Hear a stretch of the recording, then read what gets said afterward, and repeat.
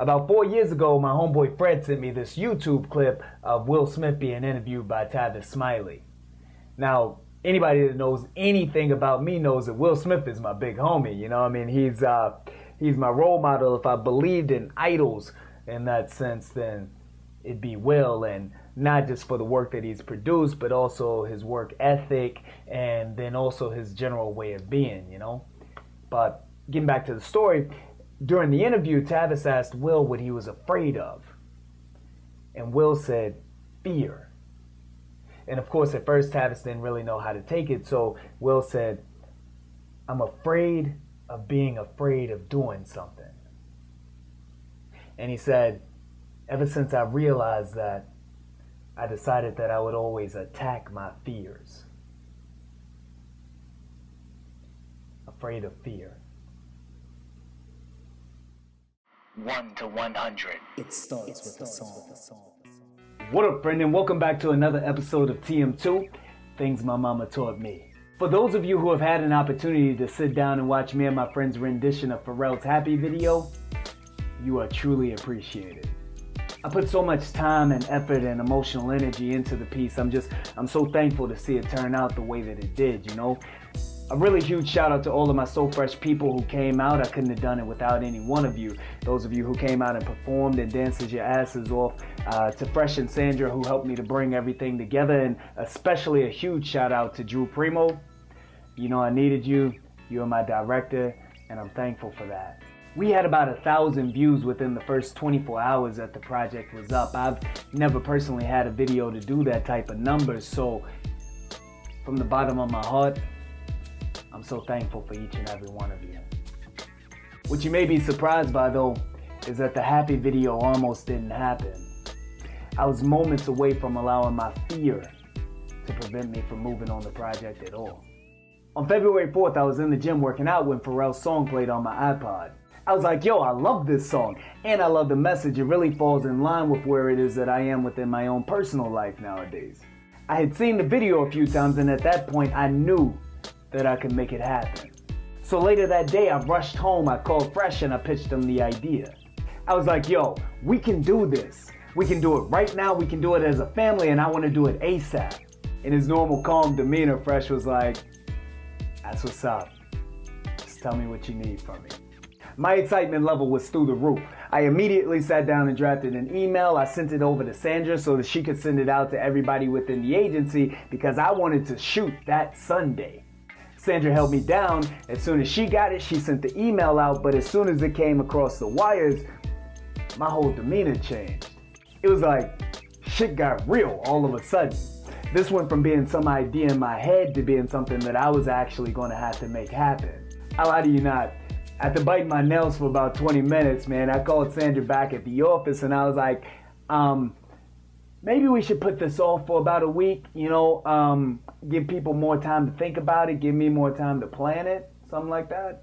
Because see, what had happened was my excitement, my desire to do what I wanted to do had been overwhelmed by the fear that I might fail at my attempt. Thankfully though, Sandra was having none of it. Because see, she had seen us talk and plan about doing things too many times without actually bringing it to fruition. So she said, no, Chad, we're going to do this. And we're going to do it as scheduled. So I took a deep breath, I calmed myself down, and I sat down and got to work. I mean, what else was I going to do? I had to do it. I had no other choice. And over the next few days, I did all of my planning and pre-production. I took this vision that was in my brain and I put it down on paper. I molded it and I sculpted it into exactly what I wanted it to be. I called up Andrew and asked him if he'd be my director, let him know exactly what I felt like we needed to do to be successful. And so by the time Sunday got around, man, there was no stress to it. It was like we had done all of our work ahead of time, so Sunday was essentially just going to be the fun part. We were just going to be able to do what came naturally. And thankfully, it turned out great. And I recall that immediately after the shoot, I had this sense of euphoria. I couldn't wait to get home and start editing because I knew that what we had done was special and I couldn't wait to bring it to life. But then we hit a bump in the road. There was a small issue getting me the digital footage, so I couldn't start working on it right away. And that small bump revealed a chink in my armor. It revealed a crack in my confidence as an editor. I began questioning myself. I mean, can I do this? Am I capable? I've never worked on a project of this magnitude on my own before. What if I fail? There's 20-something people and they're all counting on me. Can I do this? Again, it was fear. Myself had betrayed me. My fear of failure had become stronger than my desire to succeed, and so that paralyzed me. Of course, in that instance, I did what I do. I called my mom. Now, of course, she doesn't know the first thing about video editing, but she told me that if I was feeling overwhelmed, to lay my process out and to just take the first step. I thought, the first step, huh? That sounded simple enough. And that's when I decided to take this massive project and to break it down into steps. The first thing I did is I went back and I looked through all of the footage and I found still images for each person who participated in the project. I edited them and I put them up online knowing that each person would likely use those photos as their profile pics, etc.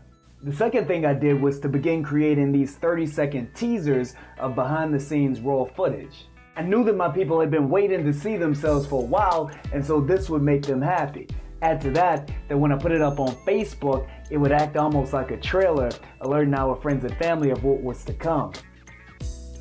It was marketing material. The other thing it did though was that it allowed me to get so comfortable with all of the footage that I was no longer overwhelmed by the magnitude of the entire project. I was ready. It was time to go to work. 3 straight days and 24 hours at my desktop later, the project was finally complete. Making it to the finish line was secondary to me though. What really pleased me is that I knew I had produced a project that would make the people that participated in it proud. They had given their time, they had given their effort, they had given their all to me. So my hope is that I could give them happy.